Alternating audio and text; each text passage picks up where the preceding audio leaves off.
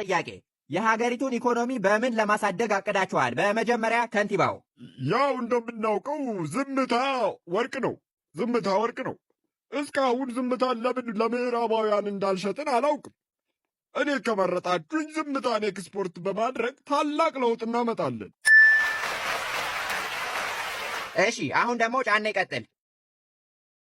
ማነህ ካሜራማን? ኧረ እኔ ያለሁት እዚህ ጋር ነው። ችግኙን ተወው። እሺ፣ ከታዳሚ መካከል አንድ ሰው ጥያቄ ያቀርብልናል። የፖለቲካ አመለካከታችሁ ምንድን ነው? ጥሩ ጥያቄ። እኔ ቀኝህን ሲመታ ግራህን ስጠው። እንዴ ምን ነው? አይ እይታን በተግባር ልሞክረው እኮ ብዬ ነው። አሃ ነው። ቆይ አንድ ጊዜ ነው።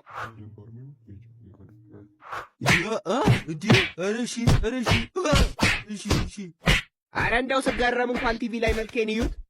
ይቅርታ እና ቀኝህን ሲመታ ግራህን ስጠው የሚል ፖሊሲን ነው መከተል የምፈልገው።